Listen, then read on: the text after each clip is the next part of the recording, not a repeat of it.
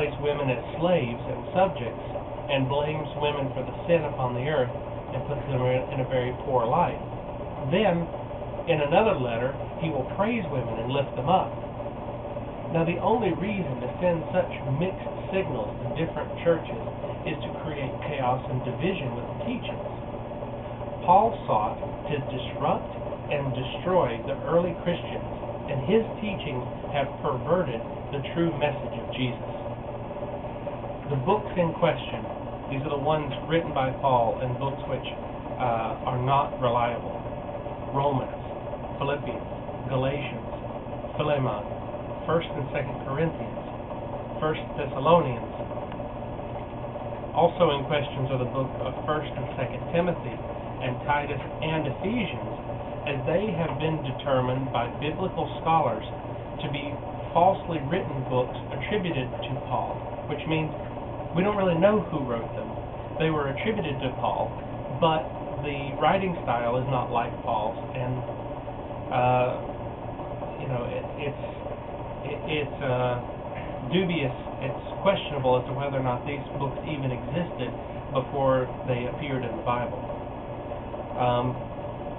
Now, both Colossians and 2nd Thessalonians are considered as disputed books, and they may or may not have been written by Paul or anybody who was taught by him. Lastly, the book of Hebrews is attributed to Paul, but biblical scholars say he did not write the book of Hebrews, and most probably the book was written by a disciple of Jesus alayhi salam, or a student of a disciple. Scholars state this because the writing style in Hebrews is completely different from Paul, and older manuscripts do not attribute the writing to Paul at all. Now, I want you to remember the book of Hebrews, because we're going to come back to that later on in the show. So once we remove these books written by Paul, we have to examine the remaining books and eliminate the sections which were altered during the Council of Nicaea. Now, the Council of Nicaea, of course, was during the formation of the Catholic Church, and they established the official Bible. There are verses, such as John 3:16, which does not even appear in older versions of John's Gospel. Now, every instance of Gospels giving worship to Jesus is an alteration which does not exist in older manuscripts.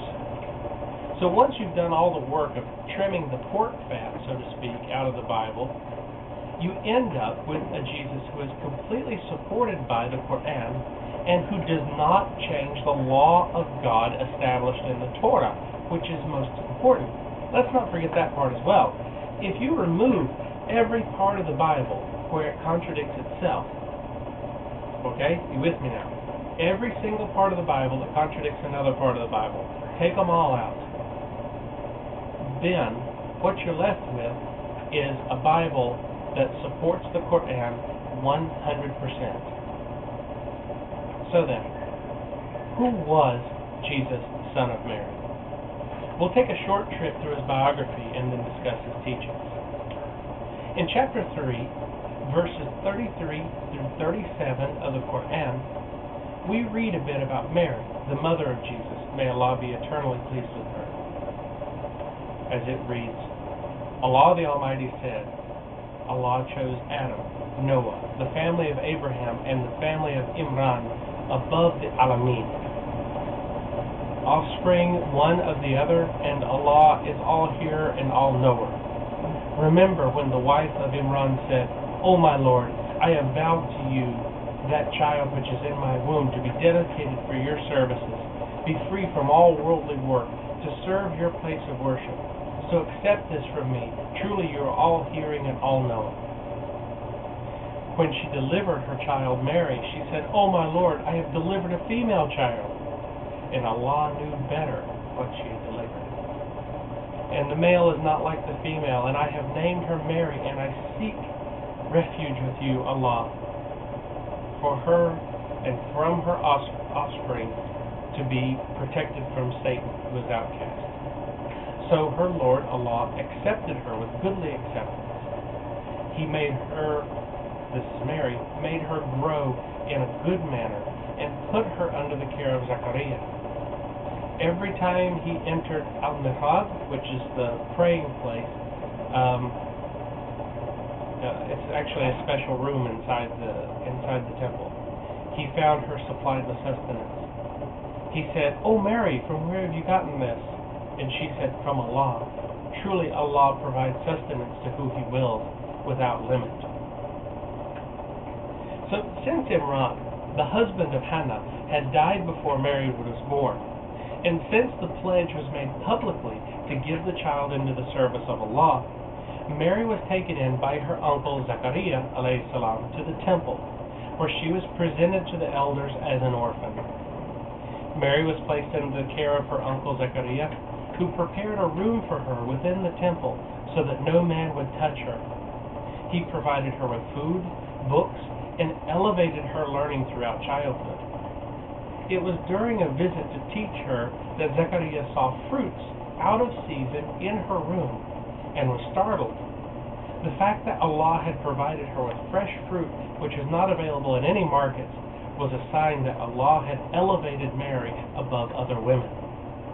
In fact, the Prophet Muhammad, peace be upon him, has said, "The best of the world's women is Mary during her lifetime and Khadijah during her lifetime." Of course, Khadijah, may Allah be pleased with her, is the first wife of the Prophet Muhammad, peace be upon him.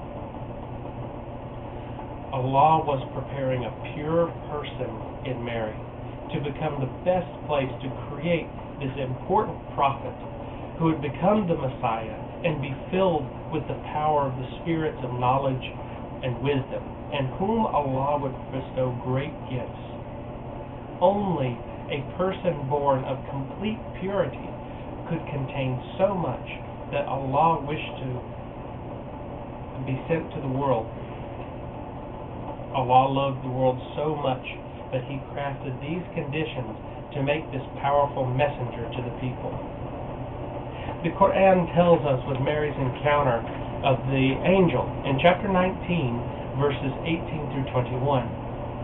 "Truly I seek refuge with the most beneficent Allah from you, if you do fear Allah." The angel said, "I am only a messenger from your Lord, to announce to you the gift of a righteous son." She said, "How can I have a son, when no man has touched me, nor am I unchaste?" He said, "So it will be.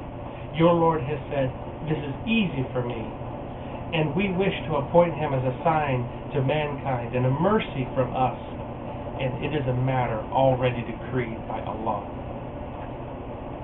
We are reminded in the Qur'an time and time again that when Allah wishes to do something, He merely says, "Be," and it is.